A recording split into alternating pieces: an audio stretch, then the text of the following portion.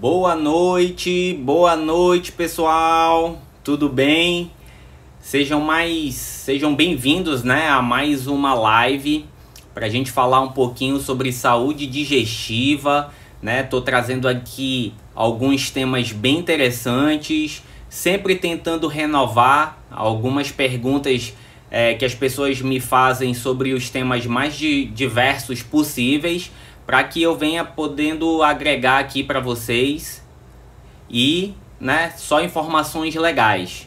Vamos esperar aí um pouquinho o pessoal começar a entrar para a gente poder começar a live, tá bom?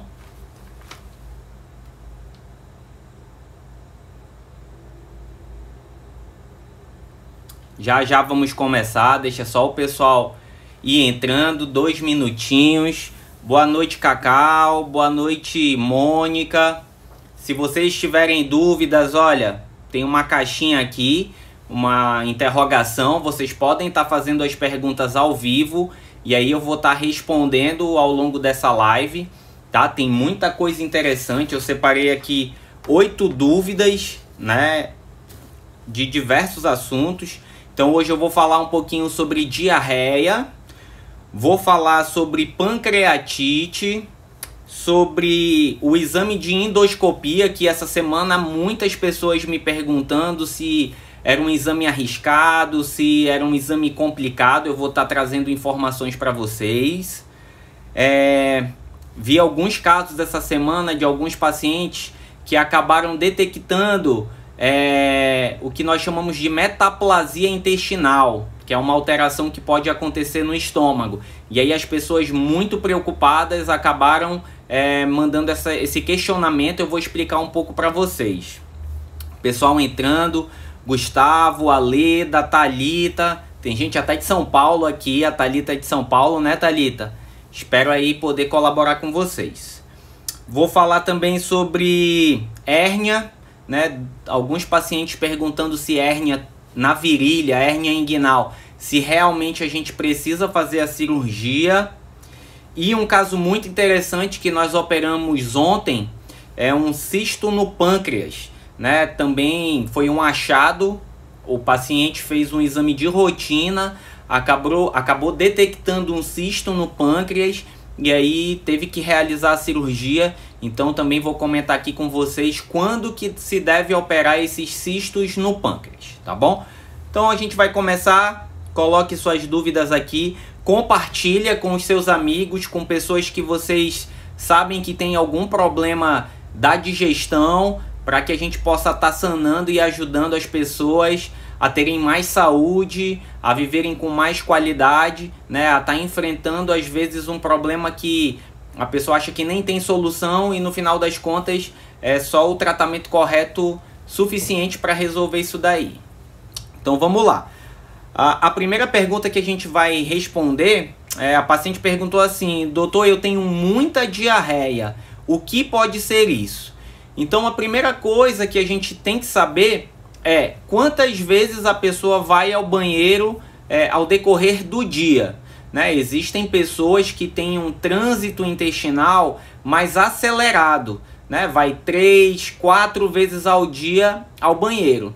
Então, primeiro ponto, para eu considerar diarreia, são duas coisas muito importantes. Ou a pessoa vai mais do que 3 vezes ao banheiro por dia, ou as fezes estão vindo líquidas, ou, como eu digo, né, para facilitar, aquelas fezes espatifadas, toda quebrada, né, não vem formado. Então é a consistência e a frequência. Então se você observa que suas fezes estão vindo sempre quebradas, ou se você vai ao banheiro mais do que 3 vezes ao dia, você está tendo diarreia. E aí a gente também precisa saber, essa diarreia está durando uma semana, tem mais do que 14 dias ou tem mais do que meses, né? Isso aí serve para a gente diferenciar se é uma diarreia aguda, se é uma diarreia subaguda ou quase crônica e uma diarreia crônica. Por que que eu preciso saber o tempo? Se tem 7 dias, 14 dias ou 30 dias? É porque são causas diferentes. Então, normalmente, pessoas com diarreia, que dura pelo menos aí, 3, 4 dias com diarreia, tem grande chance de ser uma diarreia infecciosa. Ou seja, ela comeu algum alimento que tinha uma bactéria, essa bactéria inflamou o intestino e aí desorganizou o funcionamento intestinal. E aí a gente tem um remédio que toma 5 ou 7 dias, né? Toma algumas medicações para recompor a flora intestinal. A gente precisa cortar alguns alimentos para ajudar na recomposição da flora. E aí a pessoa volta a evacuar normalmente. Já aquelas pessoas que estão com diarreia mais do que 14 dias, entre 7 até 14, 20 dias, a gente chama de subaguda ou quase crônica. E aí tem outras causas. Normalmente podem ser as chamadas vermes que as pessoas comentam, né? Na verdade, a mais comum é a chamada giardia, né? A giardíase. É um protozoário que gosta do intestino. A gente, sem querer, acaba consumindo um alimento que tem esse protozoário, principalmente em locais em que quem faz o alimento não tem tanto cuidado com a higiene, acaba contaminando o alimento, e aí a gente vai comer nesse local, consome o alimento infectado, contaminado, e aí a gente acaba por adquirir essa giardia ou ameba, mas o mais comum sendo a giardia. O que a gente percebe? Além da frequência aumentada, vai 3, 4, 5 vezes ao banheiro, a pessoa começa a perceber restos de alimento na evacuação, junto com as fezes. Então pode ver ali caroço de milho, ver às vezes o alimento mal digerido, né? E uma coisa muito interessante, que a gente chama de esteatorreia, é quando as fezes têm muita gordura e ela fica boiando no vaso. Então isso é um sinal que possa ter a giardia, tá? Essa esteatorreia. E aqueles casos em que a diarreia ultrapassa 30 dias, né? A gente chama de diarreia crônica. E existem casos que começa a vir com sangue. Então a pessoa observa, além das fezes, raios de sangue, presença de muco, secreção, cólica, muita dor na hora de ir ao banheiro. As diarreias crônicas falam a favor de duas coisas. Uma doença inflamatória intestinal, que é chamado de retocolite ou doença de Crohn, ou às vezes pode ser um tumor no intestino, um tumor que é secretor de substâncias e acaba causando diarreia. Então, diarreia aguda que tem 3 até 7 dias tem tratamento com remédio, com antibiótico. Diarreia subaguda, que é principalmente as verminoses, tem tratamento matando esses protozoários. E diarreia crônica, mais do que 30 dias, nós precisamos fazer exames. Normalmente precisa fazer uma colonoscopia para a gente ter a certeza que é uma inflamação ou que não é um tumor. Caso a gente observe que é uma inflamação, as chamadas colites, existe tratamento. Começa um tratamento que é prolongado, às vezes 30 até 60 dias, até mais, 90 dias, a gente consegue controlar essa inflamação e a pessoa volta a ter o funcionamento intestinal normal. Quando que eu observo que o intestino está voltando ao normal? Duas coisas. Diminui a quantidade de idas ao banheiro, ou seja, se eu ia 4, 5 vezes, começa a ir menos, 1, 2 vezes, e o cocô vai ficando mais endurecido. Então é assim que a gente avalia o tratamento, tá bom? Pessoal, ó, já tem gente colocando dúvida aqui. No finalzinho eu vou estar sanando essas dúvidas, mas a gente ainda tem muita coisa legal para falar. Segunda perguntinha, doutor, eu tive no pronto-socorro e o médico me disse que eu tive uma pancreatite. O que é isso? Então, pancreatite é quando um órgão abdominal chamado de pâncreas, ele se inflama muito. É uma doença grave, pessoal, muito grave. Existem pacientes que morrem nos pronto-socorros devido a essa pancreatite. Então, como esse pâncreas é um órgão que ajuda muito na digestão, tanto de proteínas como de carboidratos, de gordura, quando ele inflama, a digestão fica totalmente desorganizada. Os sintomas principais são muita dor na parte de cima da barriga e vômitos sem parar. É uma dor insuportável na barriga e a pessoa não consegue parar de vomitar. E a principal causa dessa pancreatite são as malvadas, e eu falo até malditas, pedras na vesícula. Então a pessoa tem pedra, às vezes não sabe, come um alimento gorduroso, quando a vesícula se contrai, acaba jogando um cálculozinho, ele sai da vesícula, e aí quando ele passa no pâncreas, ele inflama de uma forma que às vezes a gente chama de pancreatite hemorrágica, de tão inflamado que ele fica. Alguns pacientes precisam inclusive ir para a UTI. E o mais importante, o tratamento, né? A pessoa precisa estar internada, tomar medicações para desinflamar o pâncreas e assim que ele melhorar, correr para operar a vesícula para que outra pedra não consiga sair. Então, se você conhece alguém que já teve essa pancreatite e sabe que tem pedra na vesícula, tem que correr o mais rápido possível para que não tenha uma nova crise, porque crises atrás de crises, pancreatites atrás de pancreatites vão complicando o quadro e pode levar a uma coisa mais grave. A Cacau colocou assim: tudo que eu como eu sinto dor acima do abdômen e tenho vômito. Então, Cacau, se você está aqui conversando, a princípio não é uma pancreatite, mas você pode estar tendo algum quadro de inflamação ou de crise da vesícula, e aí ter o máximo de cuidado que pode sair uma pedrinha e causar esse problema. Então eu sugiro, se você puder, né, procure um atendimento médico, realize um ultrassom para checar como que está a vesícula e como está o pâncreas, tá bom? Outra pergunta, eu fiz uma endoscopia e lá o médico disse que apareceu um pólipo dentro do estômago. Doutor, isso é grave? Então, pessoal, não é incomum, né? A gente vê até com certa frequência. Quando a gente realiza uma endoscopia, a gente identifica um pólipo dentro do estômago. O que é isso? O que é um pólipo? Para explicar de uma forma bem didática para vocês, eu falo que o pólipo é como se fosse uma verruguinha, né? Uma bolinha que surge dentro do estômago. E existem vários tipos de pólipos, vários tipos de verruguinhas. Não é verruga, tá, pessoal? É só para tentar entender que é tipo uma bolinha que aparece dentro do estômago.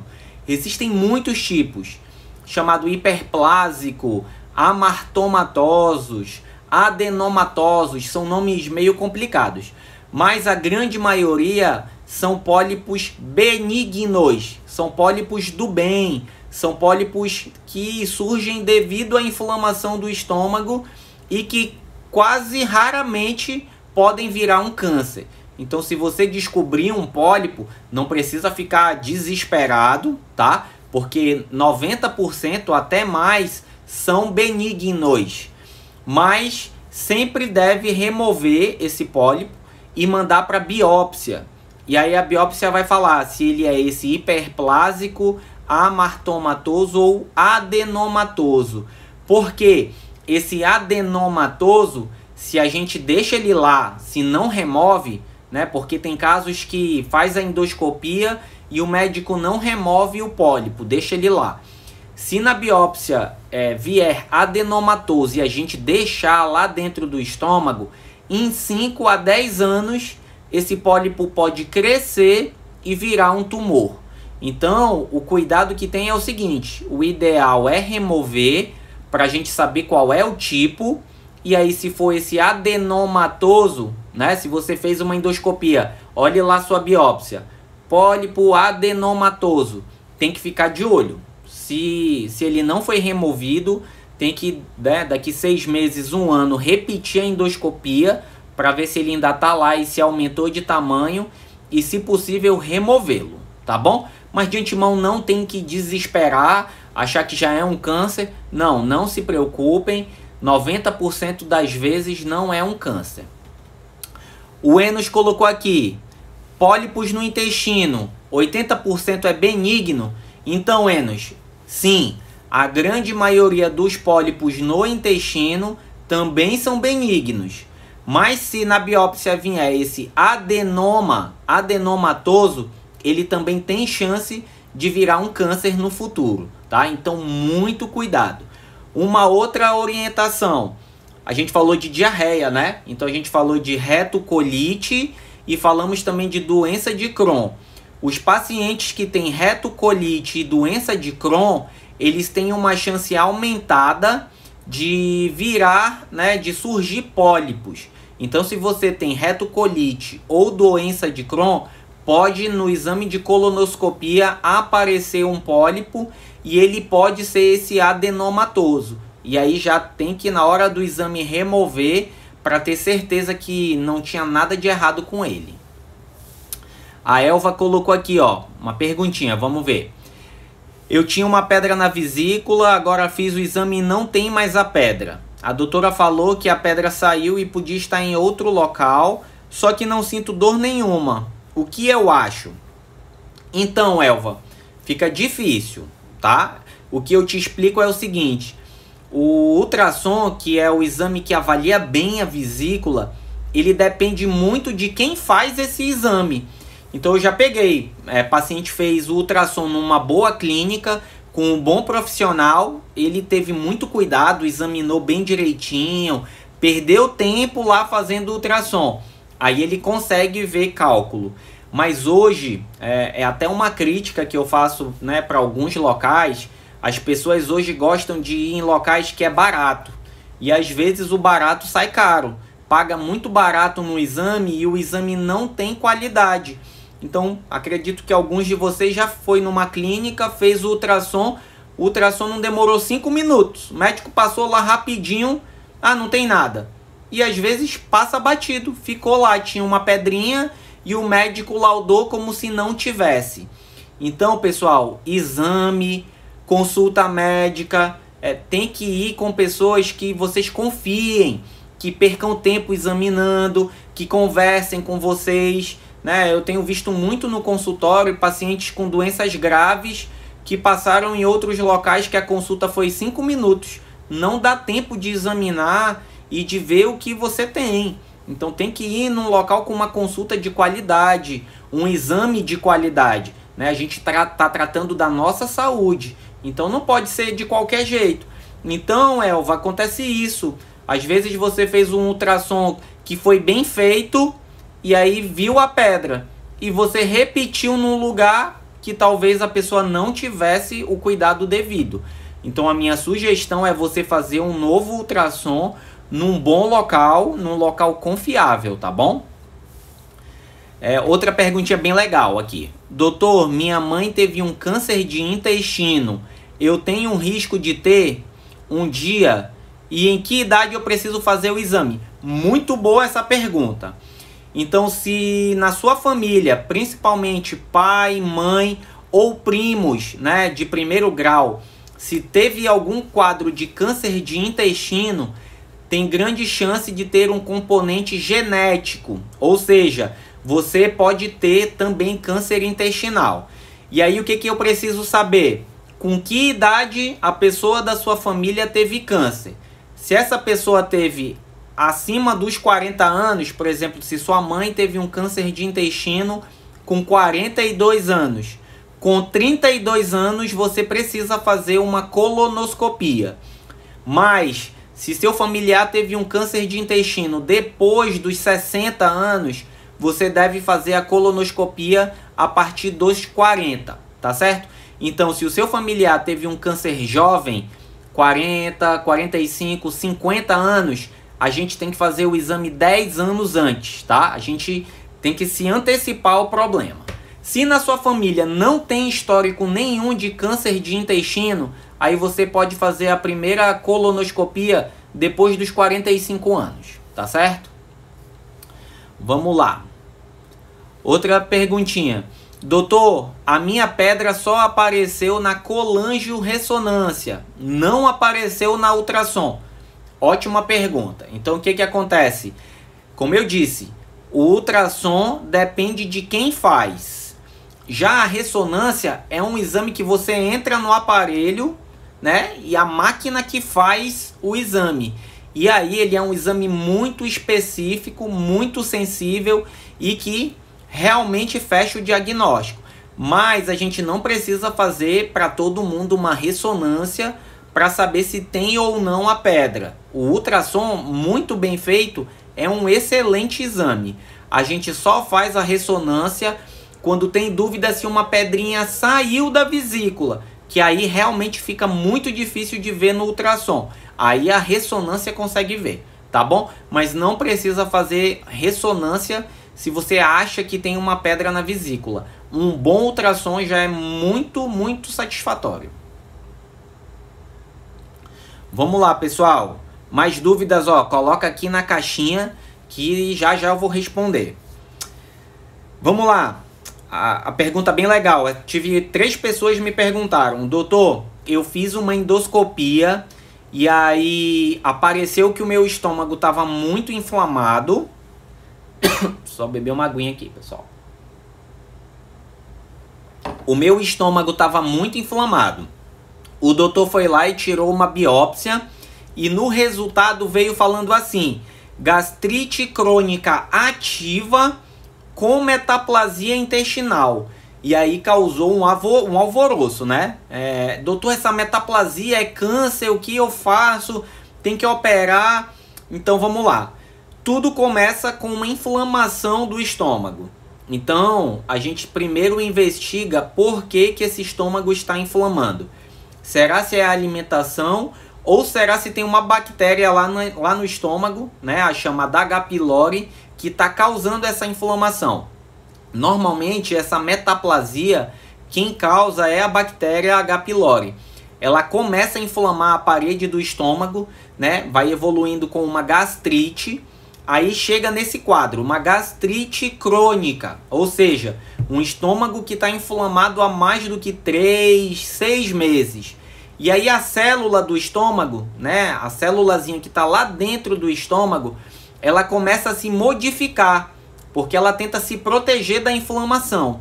E aí essa célula do estômago, que a gente chama de célula gástrica, ela vai ficando tão inflamada que ela vai mudando. Ela vai ficando mais parecida com uma célula do intestino. Por isso que o nome é metaplasia intestinal. Ou seja, é uma metaplasia, é uma transformação da célula do estômago numa célula muito parecida com uma célula do intestino. E isso pode se tornar um problema. Se essa metaplasia evolui, ou seja, se a pessoa não trata... Boa noite, Fabiana, tudo bem? Se a pessoa não trata essa metaplasia, se ela não trata essa bactéria, essa metaplasia vai evoluindo, o estômago vai ficando cada vez mais inflamado e aí a metaplasia vira uma displasia. Então, metaplasia não é o final do mundo.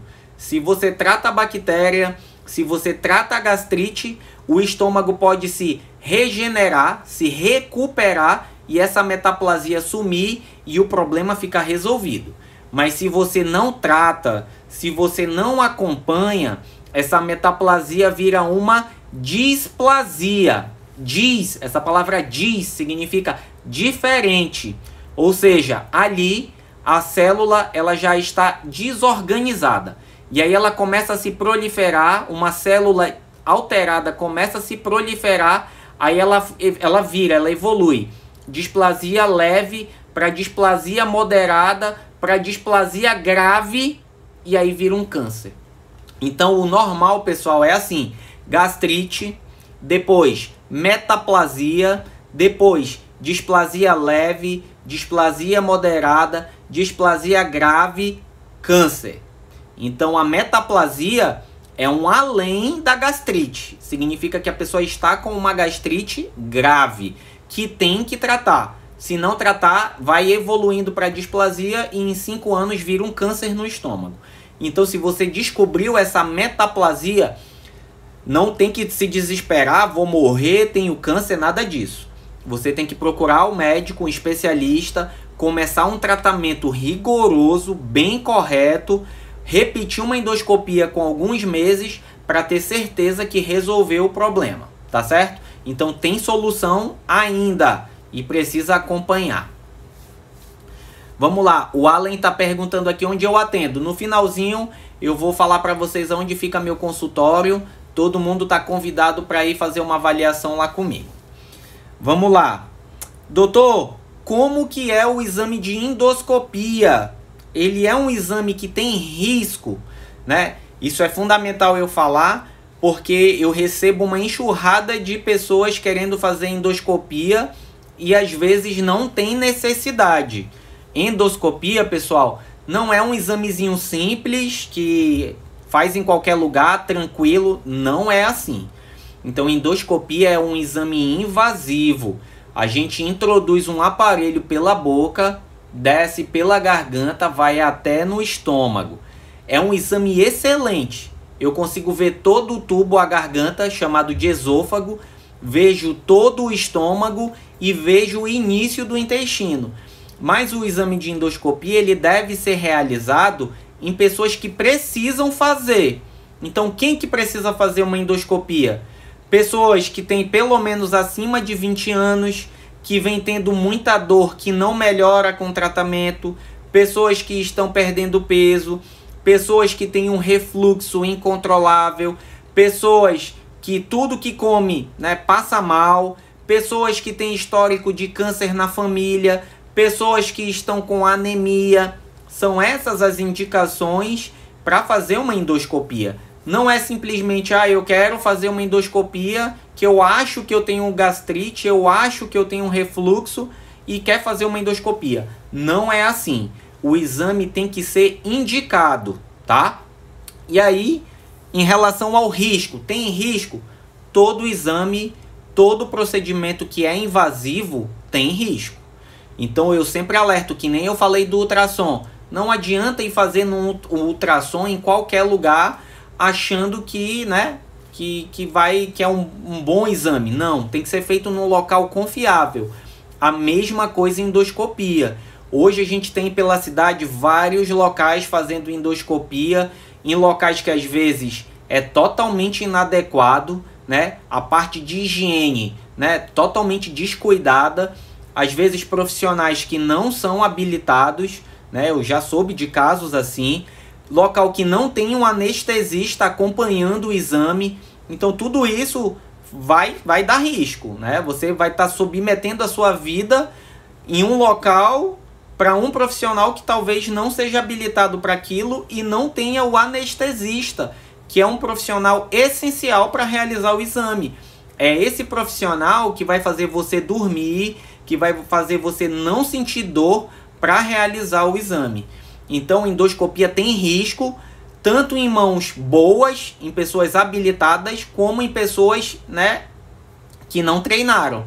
Mas fazer em qualquer lugar, com qualquer pessoa, o risco é muito grande. Ó, alguém colocou aqui, ó, minha vizinha morreu no exame. Isso pode acontecer, pessoal. Então, façam em locais com o máximo de qualidade, de segurança, para que isso não aconteça.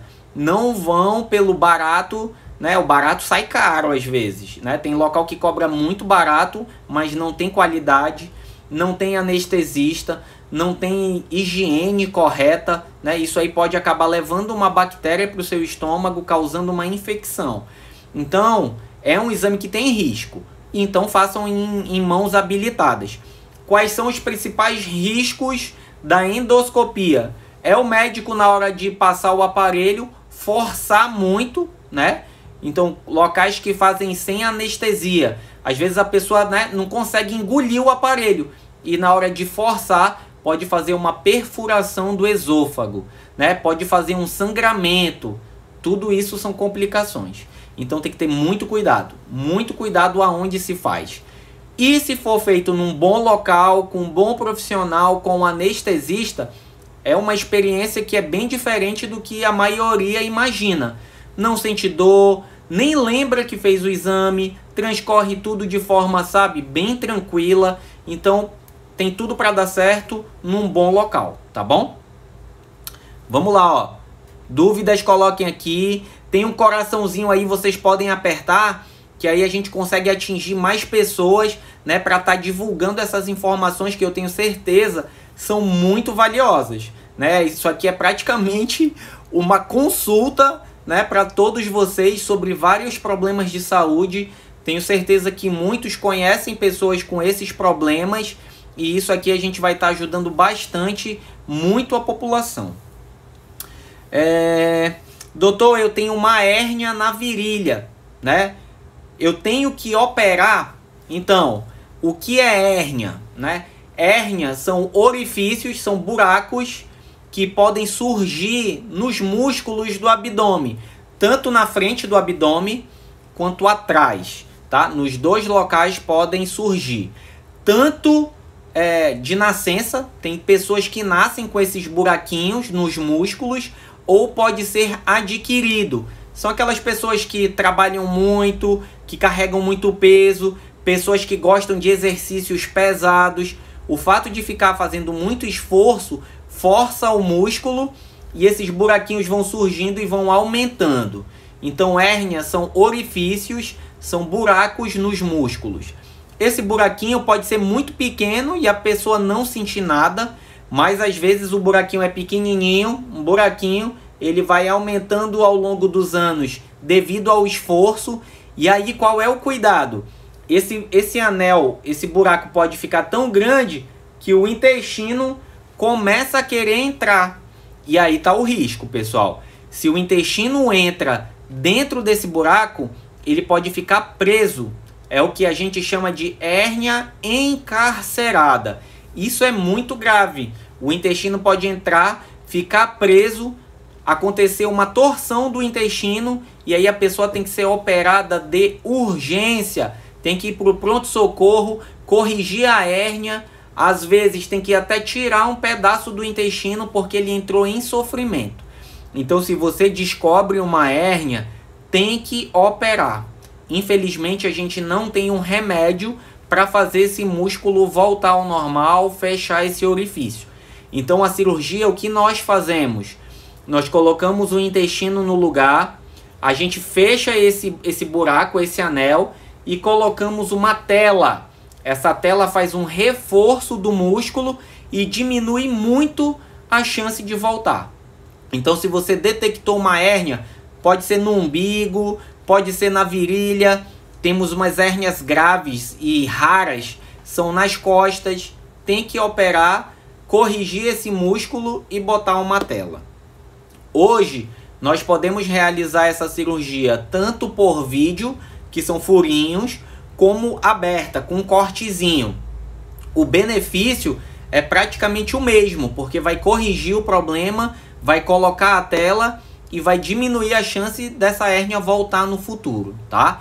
A diferença principal é que por vídeo com furinhos, a dor é um pouco menor no pós-operatório, algumas vezes consegue voltar mais rápido às atividades. Mas tanto por vídeo como aberta, o resultado é o mesmo e o objetivo principal é evitar que o intestino entre nesse orifício e fique preso. Então tem que operar sempre que descobrir, tá bom? E vamos para a última perguntinha, que é sobre o cisto de pâncreas, tá? Esse caso aqui, essa pergunta eu estou trazendo para vocês, porque ontem a gente realizou uma cirurgia de cisto de pâncreas, né, numa paciente super jovem, de 38 anos. Então, qual é o cuidado?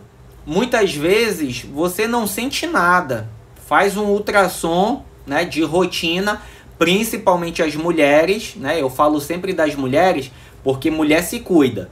Mulher procura médico, mulher gosta de fazer seus exames todos os anos. Homem já é mais relaxado, só vai quando o negócio tá pegando. Então, as mulheres principalmente realizam o ultrassom de rotina que a ginecologista pediu. E lá na hora do exame, a médica detecta, olha, tem um cistozinho aqui no pâncreas. O que tem que fazer? Descobrir um cisto, precisa fazer um exame mais detalhado. E o primeiro exame é uma tomografia com contraste. Injeta uma substância na veia que ajuda a ver o tamanho do cisto, a composição, se ele é um cisto de líquido, de água, ou se ele é um cisto endurecido, sólido, porque isso vai falar para mim se tem chance de ser um cisto benigno ou maligno. Então, Todo cisto que é pequeno, pequenininho, 3 centímetros, é só uma bolsinha de água, é benigno. Vai ficar só acompanhando, né, a cada 6 meses fazendo um exame de tomografia. Mas se além do líquido ele for meio endurecido, sólido, né, se ele está crescendo, né, se ele é um cisto ou um nódulo maior do que 3 a 5 centímetros, ele já tem uma chance de virar câncer. E aí tem que removê-lo. Então, se você detecta um cisto no pâncreas, procure um especialista para avaliar, pois ele pode virar um câncer e tem que ser removido. O alerta que eu quero trazer com essa pergunta é que a paciente que nós realizamos a cirurgia, ela procurou a gente recentemente, o cisto já era o tamanho de um melão, e ela já sabia desse cisto há mais de 2 anos. Alguém falou que não precisava fazer nada e o cisto foi ficando lá, crescendo. Era pequenininho, depois 3 centímetros, 5 centímetros, e aí daqui a pouco ele já estava quase 1 litro dentro do cisto, né? E já era um câncer. Então, não deu a chance de nós fazermos uma cirurgia menor, porque quando o cisto é pequeno, a cirurgia pode ser menos invasiva, permitindo uma recuperação muito mais rápida, tá bom? Então, se vocês têm dúvida, coloca aqui na caixinha. Já tem muita gente perguntando. Vamos lá. Doutor, é normal quem tem pedra na vesícula sentir muita cólica, dor no estômago quando come, vomitar toda hora e ter prisão de ventre? Então, o sintoma mais comum de quem tem pedra na vesícula, Thalita, é muita dor do lado direito ou na região do estômago, principalmente após a alimentação gordurosa. Então, se você come lá queijo, um derivado de leite, um iogurte, uma coisa frita mais pesada, 30 minutos depois, 1 hora, começa uma dor insuportável do lado direito. Essa dor pode ir para a costa e começa a vomitar, tá? Então, pode sim, esses sintomas que você me relatou serem uma crise de vesícula. Boa noite, Adriane. Vamos lá. Outra pessoa perguntou assim: a última vez que fiz a endoscopia em um hospital particular, após a anestesia, eu fui parar na emergência com dores fortes e vômito com sangue. Então, olha aí. Talvez tenha acontecido uma intercorrência, né, durante esse procedimento, né? Não sei o local que foi feito, mas é um risco, pessoal, que pode acontecer tanto em mãos experientes, né, e que tem que ter o máximo de cuidado possível pela parte do profissional que vai realizar. Vamos lá, mais dúvidas. Doutor, quem tem retocolite do lado esquerdo do intestino pode substituir a colonoscopia pela retossigmoidoscopia? Ótima pergunta, né? A retossigmoidoscopia é um exame que consegue ver o intestino, mas só o lado esquerdo. Ele não vê todo o intestino grosso. Então, assim, se é uma inflamação inicial, se tem poucos sintomas, a retossigmoidoscopia pode ser o primeiro exame a ser feito, porque ele é um exame mais rápido, mais tranquilo, pode ser feito no consultório. Mas se na reto acaba vendo que está todo o intestino inflamado, vai precisar depois de uma colonoscopia para conseguir ver todo o intestino. Então, assim, para começar, pode ser uma reto, mas sabendo que o médico pode falar: olha, tá muito inflamado, o lado direito também pode estar ruim, a gente precisa repetir o exame completo. Pode acontecer isso, tá? Vamos lá. Para a gente finalizar, coloquem as dúvidas aqui, pessoal, na caixinha. A Leda colocou aqui: doutor, eu fiz uma endoscopia e deu uma esofagite grau A. É grave? Então, Leda, esofagite significa que o tubo, o esôfago está inflamado. Então, esofagite grau A significa que o médico achou uma pequena laceração, um pequeno cortezinho lá no teu esôfago decorrente da inflamação. O que acontece para surgir essa esofagite? Normalmente é o estômago que está muito inflamado, produzindo muito ácido, e esse ácido começa a voltar para o esôfago, né? Às vezes porque o anel esofagiano não está funcionando. E aí o anel fica aberto, o ácido volta e acaba inflamando esse tubo. A notícia boa é que tem tratamento, né? Tomando o medicamento correto, pelo tempo certo, pode resolver essa esofagite.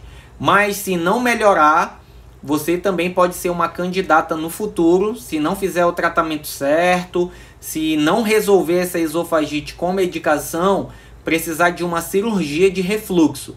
Porque essa esofagite grau A pode piorar. Pode virar uma grau B, grau C e aparecer o chamado esôfago de Barrett. É uma esofagite grave que é quase um passo para o câncer de esôfago. Mas não se desespera. Tem tratamento, faz o acompanhamento com seu médico e tem tudo para resolver e ficar bem. Vamos lá, pessoal. Doutor, gordura no fígado. O que você quer saber, Mônica, sobre gordura no fígado? Coloquem aí, pessoal. Deixa eu ver aqui as perguntas da caixinha para a gente responder.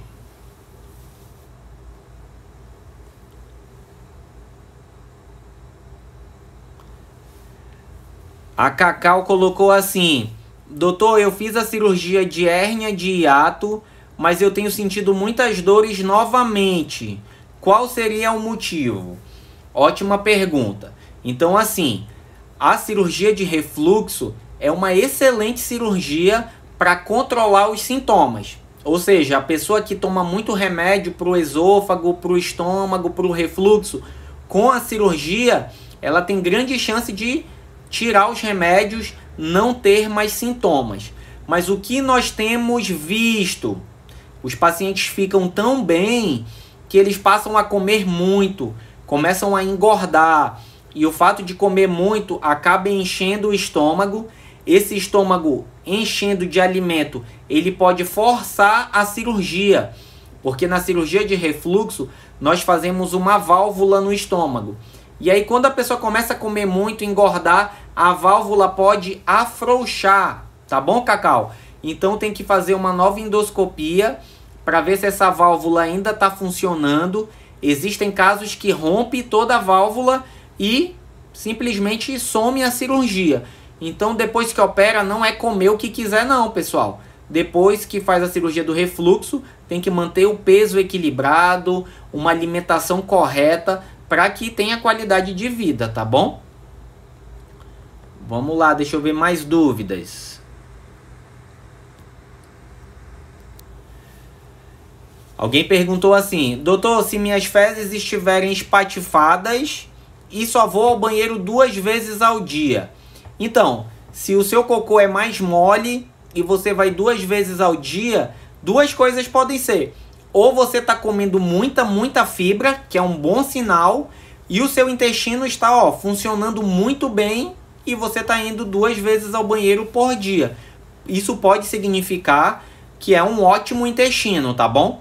Mas se o cocô está muito mole, espatifado, você vai 2 vezes ao banheiro por dia e está sentindo muita cólica, ou percebeu que está saindo pus ou sangue nas fezes, a gente pode estar diante de uma inflamação, tá bom? De uma colite.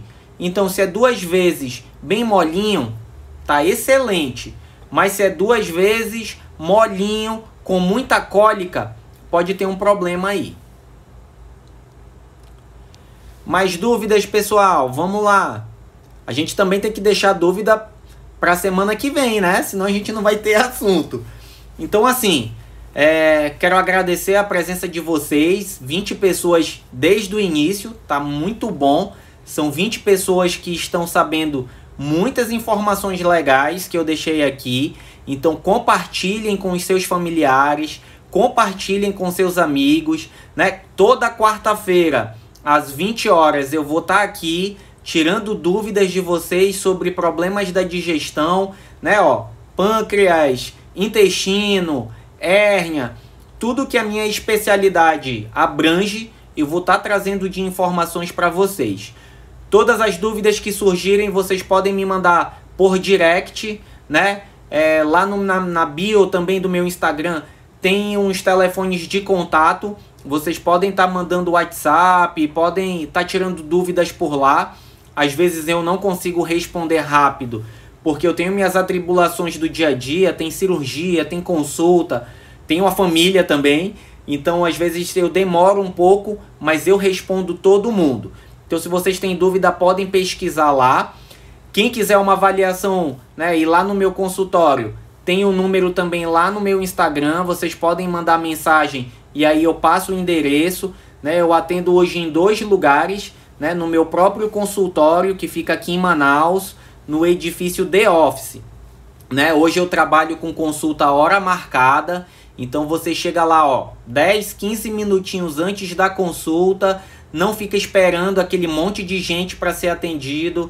A minha consulta demora bastante, então tem que ir preparado para a consulta, para eu saber todo o histórico de saúde. Eu examino tudo, né? As pessoas pensam assim, vai no médico.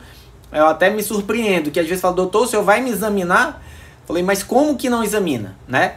Tem que ser examinado. Então eu examino tudo, barriga, a parte cardíaca, pulmonar, tudo é avaliado, né? É uma consulta bem demorada.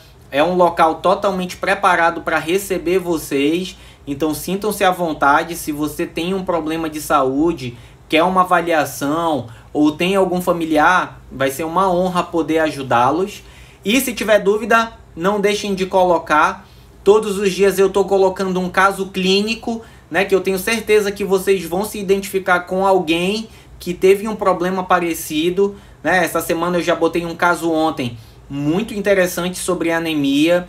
Hoje eu botei um caso sobre crise de vesícula. Então acompanhem, compartilhem e vamos levar saúde para as pessoas, tá bom? Uma excelente noite, um bom descanso e quarta que vem a gente está aqui.